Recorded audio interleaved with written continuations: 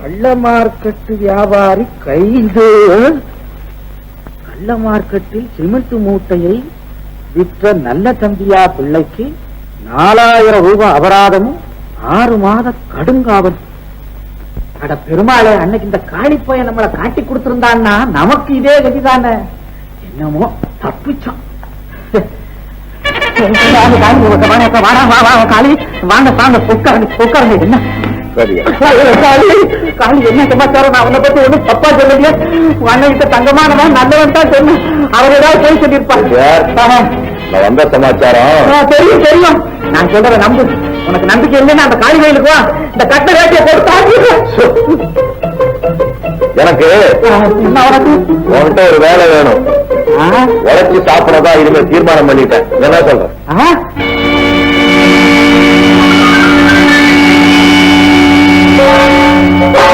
அப்பா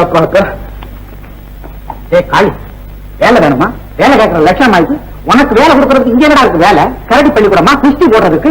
ஆளை பாரு, வேலை கேட்க வந்துட்டான். நீ ரவுடி பைய, நான் கௌரவமான வியாபாரி. வேலை இதெல்லாம் ஒண்ணுலப்பா. முறைக்கிற என்ன பக்கத்துல வர்ற? வேலை இல்லையா?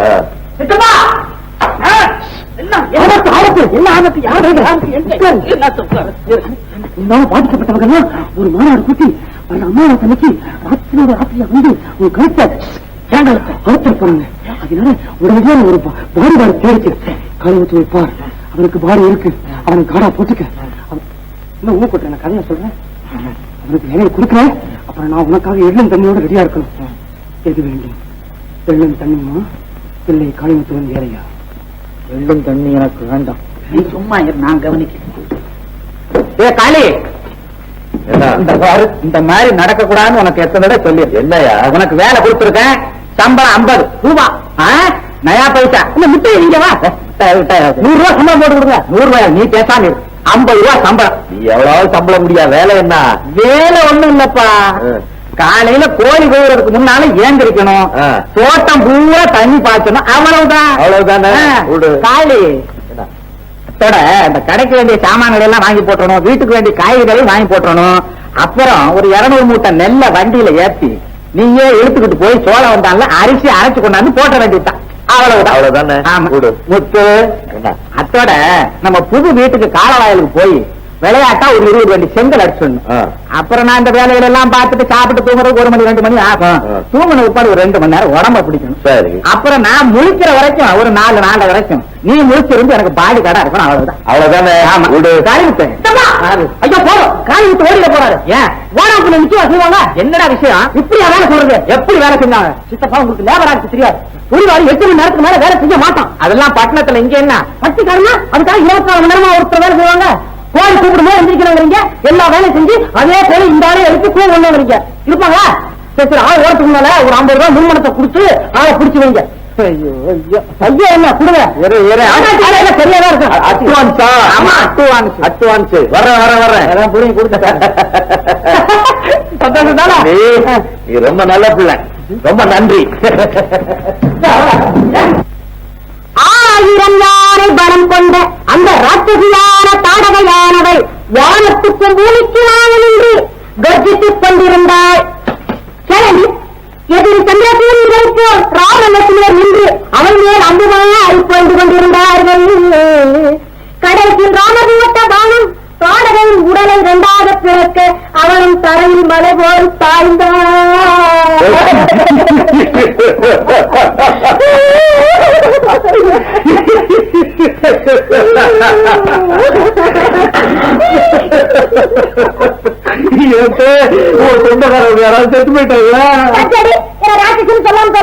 இந்த இடத்த படிச்சுக்கிட்டு இருக்கும் போதுதான் என் தம்பி செத்து போனான். அத்தை, அண்ணனுக்கு அடுத்தவங்க வருத்தம் தெரியறதே இல்லை. நீங்க நல்லா என்னடா இதெல்லாம்? காய்கறி செட்டியார் கடையில் வேலைக்கு சேர்ந்துட்டாரு. செட்டியார் கொடுத்த முன்பாட்டுலதான் இதெல்லாம் வாங்கிட்டு வந்து கருத்துட்டு போய் சின்னாய்க்கு அழிச்சு கொண்டு போ. மீனாட்சி, நான் சொல்றத நம்பாத. செட்டியார் ஆவது இவன் வேலை கட்டிக்கிறாரு. அவரை அடிச்சு பணத்தை கொள்ளை எடுத்துட்டு வந்திருக்காங்க. உங்க பரம்பரை புத்தி ஒண்ணு விட்டு எங்க போகும்? செட்டியார் கொள்ளை அடிக்கல, என்னதான் சமஸ்தியா ஒரு நாளைக்கு நான் கொள்ளை அடிக்க போறேன். சாமி சாமி பொட்டி. ஓஹோ, அப்படின்னா பொட்டியில சாமி இல்ல போல இருக்கு, பணம் தான் இருக்கா? காளி பேசிக்கிறேம்மா, ஒரு நாளைக்கு அந்த சாமி கிட்டே நான் பேசிக்கிறேன். டேய் காளி, ஆ? உண்மையை சொல்லு, இதெல்லாம் உனக்கு எப்படி கிடைச்சது? ஐயோ, ஐயோ, நீ உங்க சின்ன மாமா தானே இருப்ப. நீ என்ன மோதலா தான் வளர்த்த, சின்ன அம்மாவா வளர்த்திருக்க. ஆமான்னு சொல்லி நான் திருடராக நடந்துக்கிறேன். காளி, கோச்சுக்காது, உண்மையில உள்ள பாசம் தான். இதெல்லாம் பார்த்த உடனே நீ எந்த தப்பு பண்ணிட்டு பயந்துட்ட. என்ன மன்னிச்சுடுற? ஆயா, உனக்கிட்ட இந்த மன்னிப்பு எங்க இருந்துதான் வருதோ? பேசுறதெல்லாம் பேசிட்டு இந்த 50 ரூபாய் அட்வான்ஸ் செட்டியாரு, 10 ரூபாய் செலவு தொழிலாளிக்கு தானம் நிதி, 10 ரூபாய் அந்த சாமானம் எல்லாம், பாக்கி 30. 10 என்கிட்ட கொடு, பாப்பா தூக்கிட்டு சந்தைக்கு போயிட்டு வரேன். இந்த உங்க சின்ன மாத சமயத்தை தூக்கிட்டு போ. போக்கிட்டு போயிடு. பாப்பா சந்தைக்கு போ.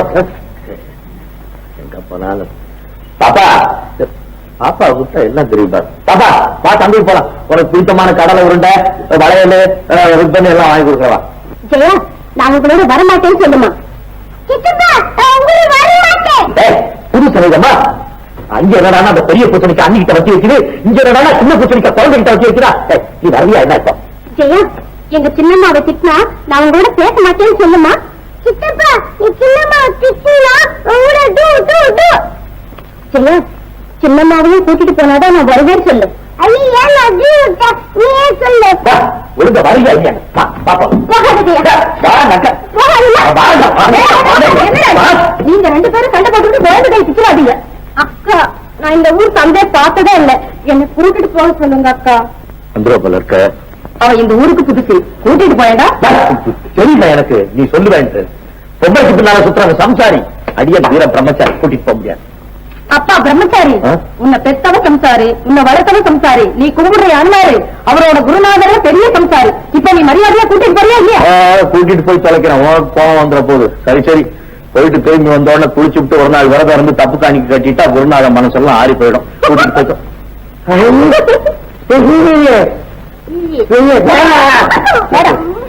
அவங்க கிட்ட அனாவசியம் வந்திருக்காது, கோச்சுக்கோ.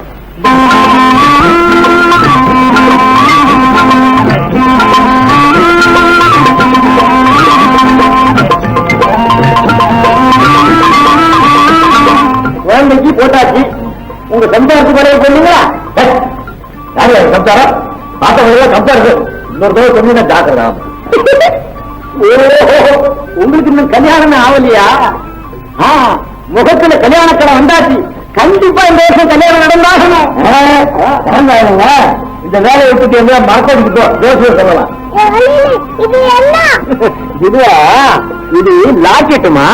அப்படின்னா இந்த மாதிரி ஆம்பளைங்க இந்த மாதிரி பொண்ணோட பணத்தை இதுக்குள்ள வச்சு கழுத்துல கட்டிக்கலாம். பிடிக்காத அவுத்தரிக்குது. ஏயா, நீ வியாபாரம் பண்ண வந்தியா, காதலு கத்திரிக்கான்னு பிரச்சாரம் பண்ண வந்தியா? யோசிக்காரங்கய்யா, இதுக்குள்ள சாமி படம் கூட வச்சுக்கலாம். சாமி படம் கூட வச்சுக்கலாம்.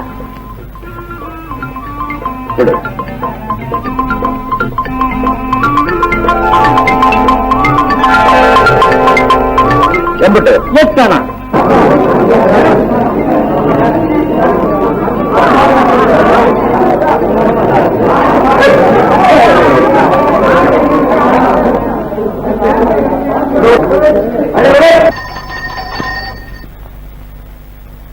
ஜெகமங்கன் குறை பெற்ற புல்புல் தாரா வருகிறான் வருகிறான். பராக் பராக். வணக்கம் பெரியவர்களே.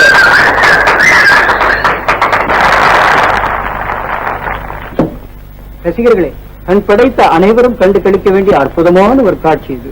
அறிவுள்ள மனிதர்கள் கேட்கும் கேள்விகளுக்கு இந்த பொம்மை ஆணித்தரமாக பதில் கூறும். கேளுங்கள் கேளுங்கள். என் பேரு புல்புல் தாரா.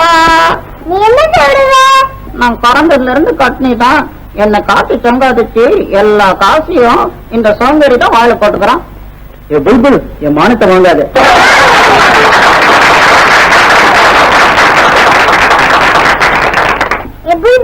உனக்கு விடுக்கலை தெரியுமா? விடுக்கடையா? ஓ, ஒரு போடு. தண்ணியில கருப்பு சளி பிடிக்காது, காலம் போட்டு பாடுவோம். அதுவா நாக்கு.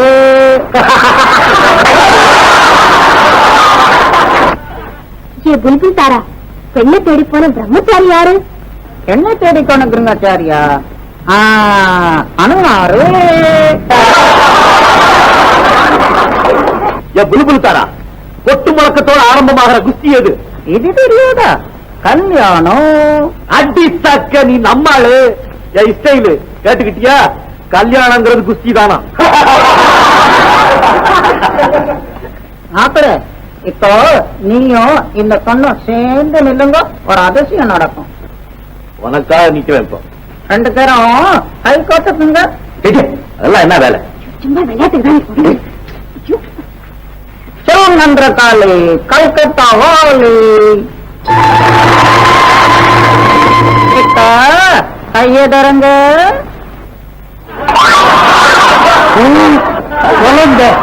தரணியில திறந்த குழந்தை இது தரணியோ குழந்தையே ஒரு குழந்தை வச்சுட்டு போங்க.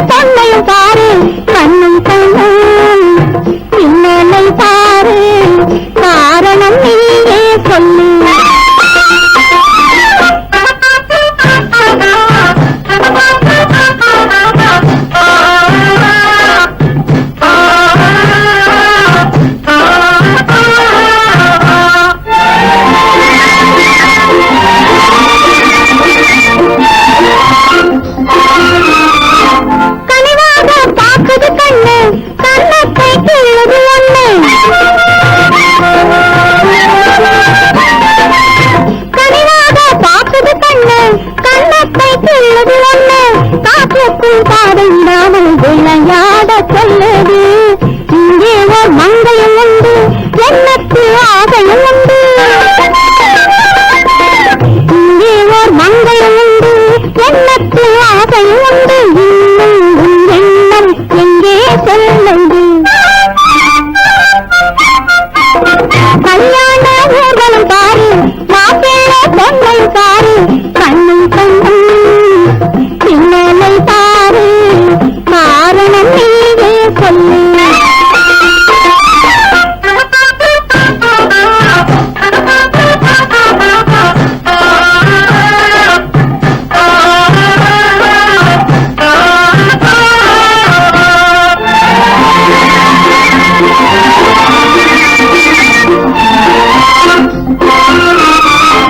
அனுமானை கேட்டது போதும், தனியாக வாழ்ந்தது போதும்.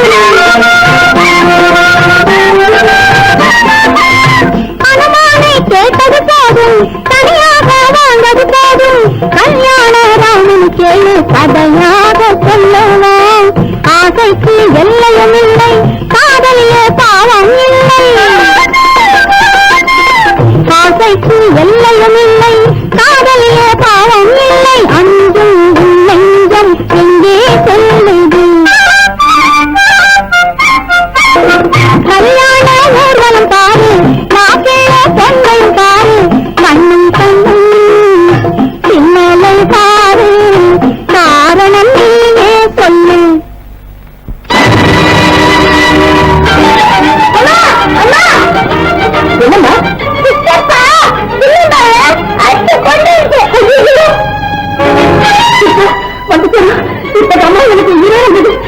என்னம்மா?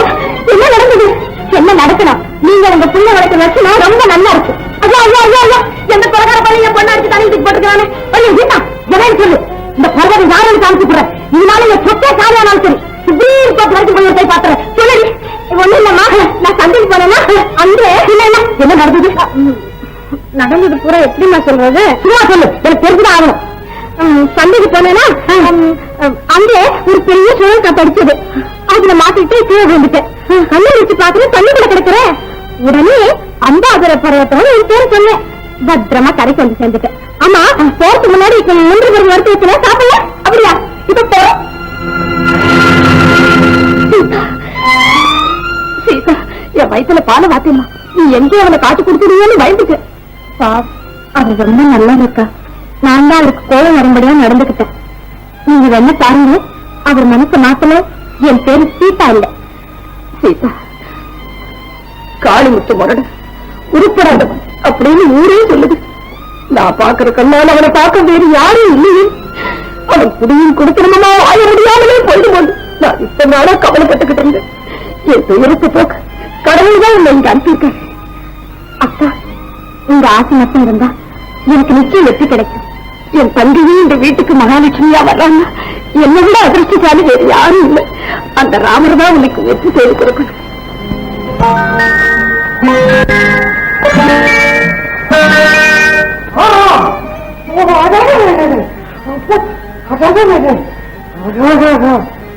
சின்ன இது வீடா, இது மனுஷன் இருக்கிற கூடாது. தந்தை கலைக்கோயிலாக இருக்குது. மனுஷன் மண்ணை வச்சுக்கிட்டு என்ன விளையாட்டு விளையாண்டுருக்கான். எனக்கு இருக்கிறான் ஒரு சித்தப்பன். இருக்கிற மண்ணெல்லாம் தலையில வச்சுட்டு கீழே கொட்டமா கையான் ஐயா. அப்பேற்பட்ட கஞ்சருக்கு இந்த மாதிரி அப்பாவும் சம்பாரிச்சு போறான் ஐயா. ஆகா, எதை எடுப்பேன், எதை விடுவேன்? யார் நீங்க? ஆகா, கலைஞர். அப்படி இல்லை. அட சிந்தாங்க, யாரு கொண்டாங்க? என்னது அற்புதமான கையை கொண்டாங்க. ஆகா ஆகா, ஐயா இந்த 2 கையை வச்சு மண்ணை போட்டு அறிவு காளி வாய்யா வாய்யா. நான் உன்கிட்ட சொல்லல, அறிவுட நம்பி செட்டியாரோட அண்ணன் பட்டணத்துல இருந்து படிச்சுட்டு வந்திருக்கேன்னு. இதாவது செட்டியார்கிட்ட பணம், இங்க அறிவு. 2க்கும் சதா டபின் தான் மோதல். தம்பி, நீங்க எவ்வளவு பெரிய வீட்டு பிள்ளை, என் கால உலகாமா? ஐயோ கலைஞரே, கலைஞரே, நான் உங்க பெருமையை முதல்ல சொல்லிடுறேன். அதுக்கப்புறம் நீங்க என்ன செய்யணுமோ செய்துட்டு எங்க இன்னைக்கு தமிழ்நாட்டு ஆண்ட அரசுடைய அட்ரஸே இல்லாம போச்சுயா. அன்னைக்கே கட்டி வச்சான் தஞ்சையில கோவில், அன்னைக்கே வெட்டி வச்சான் மகாபலிபுரத்துல ஆனை. ஆனா இன்னைக்கு வெளிநாட்டுல இருந்து என் உலகம் பூரா வந்து பாத்துட்டு போகுதியா. என்னைக்காவது ஒரு நாளைக்கு அந்த பிரம்மாவே வந்து கலைஞரே கலைஞரே நீ செஞ்சு வச்சிருக்கிறியா இந்த அழகான பொம்மைங்க, இதுல ஒரு செட்ட குடியா என் ஸ்வீட் சரஸ்வதிக்கு கொண்டு போய் பிரசன்ட் பண்ண கேட்டாலும் கூட ஆச்சரியப்படுறதுக்கு இல்லைங்க. காலி அவர்கிட்ட சொல்லு, முடிஞ்சா கஷ்டப்பட்டாவது என்ன மாதிரி ஒரு பொம்மையை செஞ்சு இப்படி முன்னாடி வையா. அப்பதான் மத்த பொம்மையுடைய அழகெல்லாம் எடுபடும். அறிவு தொட்டுது, அறிவு தொட்டு பாருயா. இதை வச்சு உலகம் பூரா டிராவல் பண்ணிருக்கான். இன்டர்வியூ கார்டு இல்லாம இவர் இன்டர்நேஷனல் பிகர். எப்படி ஒரு வாரால ஆடி பிறகு டான்ஸ பேலன்ஸ் பண்ணிட்டு இருக்காரோ அது மாதிரி உலகம் பூரா இவரை வித்துட்டானா நாம நம்ம நாட்டினுடைய மானத்தையே பேலன்ஸ் பண்ணிட்டு இருக்கிறோம். கலைஞரே நீ வாழ். ஏன் தம்பி, உண்மையாவே இந்த செலவெல்லாம் வெளிநாடு போகுதா? போகுதா? இது எப்படி போகும்? பாவம் எங்க சித்தப்பெல்லாம் அனுப்பிச்சுட்டு இருக்கிறான்.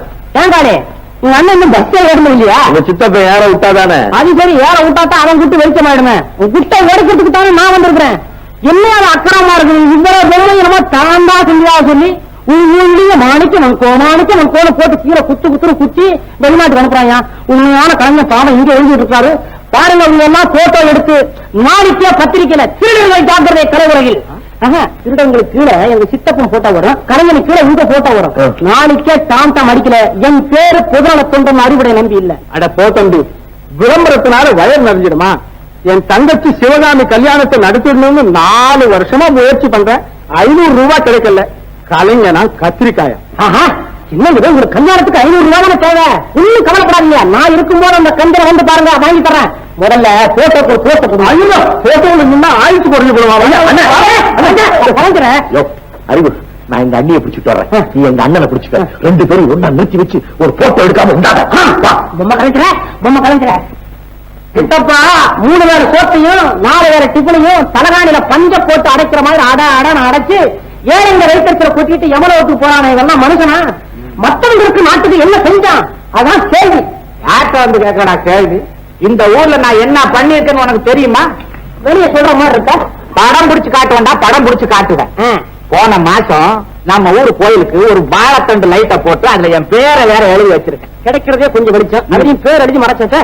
மத்தியான சாப்பாடு வேணும், குழந்தைகளுக்கெல்லாம் போடணும் அப்படின்னு அரிசி வேட்டான் வந்து உடனே கொடுத்தேன். இவனுக்கு பட்டம் படியில ஒரு படி அத்தனை பசங்க. ஆமா, அப்ப எங்க அப்பா ஒரு சட்டம் கட்டி வச்சிருந்தான். அப்ப அதுல காலி பசங்களும் பேய் பசங்களும் வந்து சதா படுத்து இருந்தாங்க. சரி, சரி, சரி. அந்த பயலை எல்லாம் அடிச்சு விரட்டி விட்டு ஜனங்க குடியிருக்கிறதுக்கு வசதியா வீட்டை கட்டி விட்டேன். சும்மாவா வாடகைக்கு. இதை விட என்னடா செய்யணும்? போதும் விடுறாங்க. இவ்வளவு நன்மை செஞ்சிருக்க. இந்த ஊர்ல எந்த பயனாவது நினைக்கிறானா? நாளைக்கே நீ போயிட்டேன்னு வையே, இல்ல ஒரு 15 நாள் தள்ளி இருச்சுத்தப்பா. இந்த மண்ணாடி மண்டலத்துல மாணிக்கம் பிச்சார் அப்படின்னு ஒரு தர்ம பிரபு உண்மைதான்.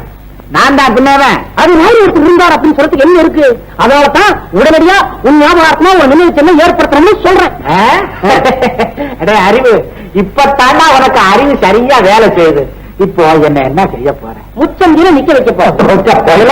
வேண்டா, என்ன முச்சந்தியில நிறுத்துறதா உன்னை இவ்வளவு பேர் டாக்டர் செலவுக்கு படிக்க வச்சேன். என்ன சித்தப்பா கொஞ்சம் கூட புரியாம பேசுறீங்க? என்னடா புரியல? தப்பாவே நினைக்கிறீங்களா? தப்பு. உங்களை மாதிரி ஒரு சிலை செஞ்சு அதை முச்சந்தியில நிக்க வைக்கலாம்னு சொல்றேன்.